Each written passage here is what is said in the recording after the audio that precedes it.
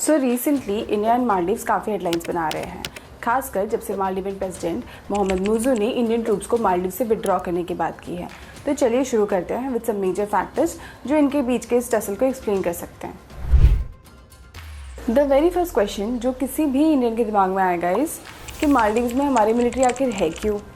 India और मालदीव्स के बीच defence के साथ साथ बहुत ही एरियाज़ में लंबे कॉपरेशन की हिस्ट्री रही है। एक्चुअली 1988 में इंडियन सोल्जर्स ने एक मिलिट्री ऑपरेशन के लिए आइलैंड में एंट्री ली थी।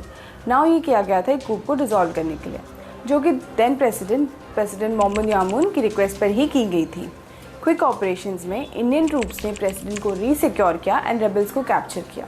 3 डेकेड से मालदीव्स ने जनरली इंडिया के इस रोल को अप्रिशिएट ही किया है।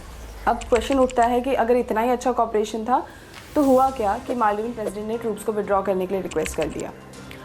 एक्चुअली 2013 में यामीन साहब आए जो लगे चाइना के साथ पार्टनरशिप बनाने, एंड फिर चेंज हुआ इंडिया एंड मालदीव्स का relationship status to it's complicated. तभी से रिसेंटमेंट शुरू हुआ एंड इंडिया आउट कैंपेन भी इसी का रिजल्ट है। ये कोई ऑर्गेनिक सेंटिमेंट्स नहीं है बल्कि इनको क्रिएट किया गया है। मालदीवियन प्रेसिडेंट मोहम्मद मुज़ू ने इंडिया से रिक्वेस्ट की है कि वो मार्च 15 तक अपने मिलिट्री पर्सनल्स को मालदीव से विड्रॉ कर ले। छोटे आइलैंड जहाँ पे फॉरेन प्रेजेंस का काफ़ी इम्पैक्ट होता है, ये टॉपिक मालदीवियन सॉवरेनिटी और नेशनल सिक्योरिटी के लिए काफ़ी सेंसिटिव है। Indian troops primarily Maldivian troops combat, surveillance और रेस्क्यू ऑपरेशंस में ट्रेन करने के लिए वहाँ डिप्लॉयड है।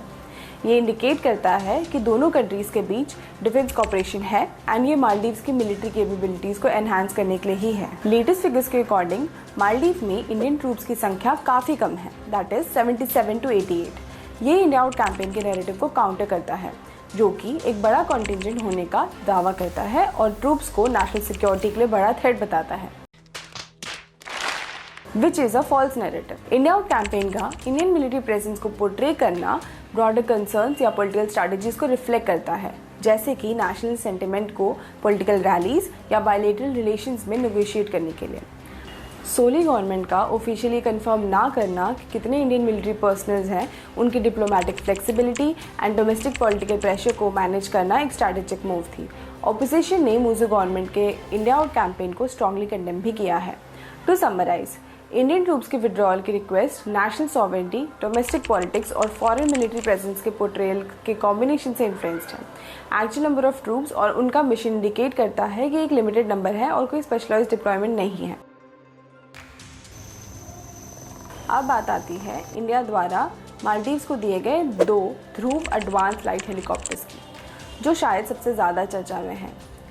ये हेलीकॉप्टर्स 2010 एंड 2015 में दिए गए थे और इनका मेन यूज़ था ocean search, rescue operation, maritime weather surveillance और आइलैंड के बीच पेशेंट्स को एयरलिफ्ट करना। ये हेलीकॉप्टर्स अदो अटॉल एंड हनी मधु में बेस्ड थे। इंडिया और मालदीव्स के बीच बायलैटरल एग्रीमेंट्स के according Indian officers Maldives national defence force को ट्रेन करने के लिए मालदीव्स भेजे गए थे, लेकिन एंटी इंडिया ग्रुप्स खासकर यामीन पार्टी यानी कि पीपीएम का कहना है कि इंडिया ने ये हेलीकॉप्टर्स देकर मालदीव्स में मिलिट्री प्रेजेंस की एस्टैब्लिशमेंट की है। एक और major cause of concern within Maldives था सोली गवर्नमेंट की perceived lack of transparency about its dealing with India. जब मुज़ू की पार्टी ऑपोजिशन में थी तब उन्होंने सोली गवर्नमेंट के ऊपर इंडिया को लेकर कई सवाल उठाए, like financial transparency, India's influence in domestic affairs which is compromising the sovereignty, lack of clarity in agreements.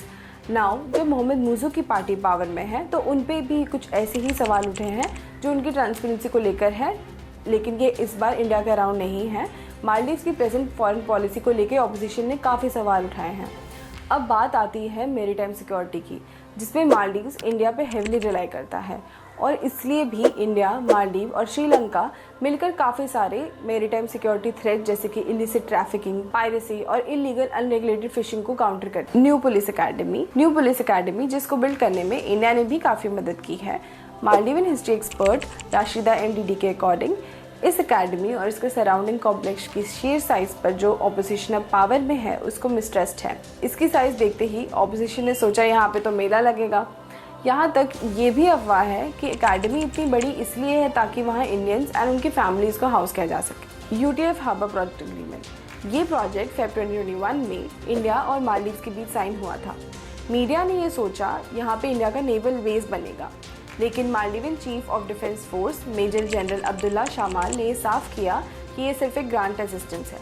तो दोस्तों, ये था मालदीव्स और इंडिया के बीच का roller coaster ride. Indian ocean में स्टेबिलिटी एंड सिक्योरिटी हमारे लिए अटमोस्ट इम्पॉर्टेंट रखती है and we should take all measures to make sure कि हमारा रीजन सेफ रहे from all the adversaries and इसके लिए हमें अपने नेबर्स को साथ लेके चलना ही होगा। हम आपसे मिलेंगे एक नए और इंटरेस्टिंग टॉपिक के साथ। आपको अगर ये वीडियो पसंद आया हो तो प्लीज़ हिट लाइक, शेयर करें अपने दोस्तों के साथ and subscribe and follow to my channel.